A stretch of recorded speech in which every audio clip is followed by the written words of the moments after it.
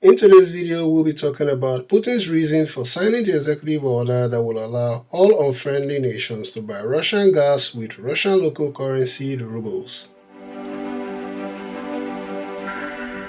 Russian President Vladimir Putin demanded rubles for energy.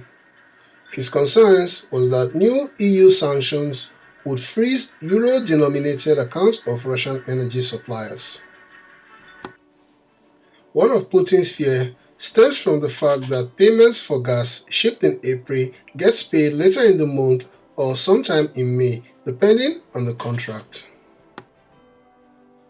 The second fear is European sanctions on Gazprom Bank. The EU said no to this demand, yet the gas will still flow. This prompted misguided reports that Putin backed down. No, this didn't happen. German Chancellor Olaf Scholz agreed to Vladimir Putin's clever way around the problem of rubles payment. The EU will pay in euros, and via a separate account at Gazprom, the euros are immediately converted to rubles. Putin says Russia to keep supplying gas amid shift to rubles. When Putin first announced the ruble payment demand, European officials rejected it, saying the move would violate contract terms. But the Kremlin published a presidential decree outlining the mechanism to allow foreign buyers to convert their dollars and euros into the Russian currency through a state-controlled bank. The Kremlin decree mandates that deliveries starting from April 1st to be paid for in rubles.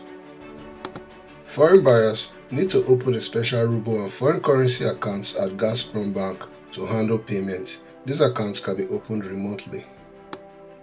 Buyers transfer foreign currency to pay for gas into their accounts. Gazprom Bank convert the funds to rubles on the Moscow exchange and transfer ruble into the buyer's ruble account for payment onto Gazprom. The payment is considered complete when the ruble reaches Gazprom's account. Putin said the goal of the new mechanism was to prevent Western governments from attempting to seize the payments in foreign currency or the accounts through which they went. If gas is supplied and paid for under the traditional scheme, new dollar and euro payments could be frozen, he said. According to Katya Yefimova, Senior Research Fellow at the Oxford Institute for Energy Studies, I think, ultimately, Russia wanted to send a message that as long as its gas is being paid for in time and in full, irrespective of which currency is used, the gas will continue to flow.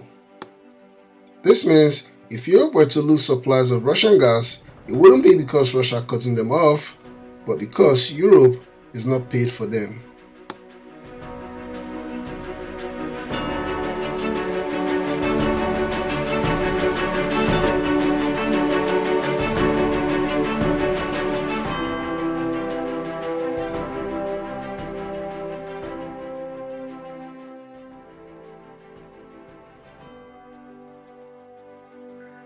This walkabout highlights the silliness of the debates that one needs dollars to buy oil and gas, despite dollars being the pricing unit. It's not necessary. In this case, Russia demands rubles and gets them via intermediate conversion from euros or in some cases US dollars, depending on the contract. Given that currencies are fungible, it does not matter what the pricing or payment unit is. I say the entire process is about avoiding sanctions and getting paid. The EU could default one time given the payment lag, but then will be cut off from oil and gas. So despite reports to the contrary, this workaround that Scholz agreed to effectively satisfies Putin's requirement. Russia gets paid, and Gazprom is effectively protected from sanctions. Honestly, European sanctions have so many loopholes, they are mostly useless in practice. And the talk of reducing the EU's dependence on Russia is all a hype and no reality.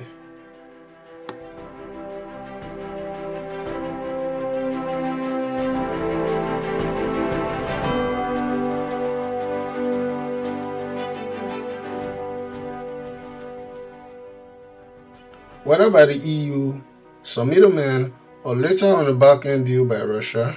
The Russian central bank gets euros. Gazprom Bank gets rubles from the central bank in exchange for euros. One slight difference is that the Russian central bank gets 100% of its euros instead of 80% of them. This benefits Putin. The threat is, if the EU sanctions Gazprom Bank, then Putin shuts down the gas. Yet, this was really the case all along. So actually, other than getting an agreement from Skov, there is no difference. But with Gazprom Bank now on the cannot sanction list, Putin can likely play some games there with euros, even though they are technically central bank euros. Putin can also trade those euros to China for sanctioned US parts through Gazprom Bank. This is a victory for Vladimir Putin. We have come to the end of today's video. Guys, don't forget to like and subscribe. Thanks for watching.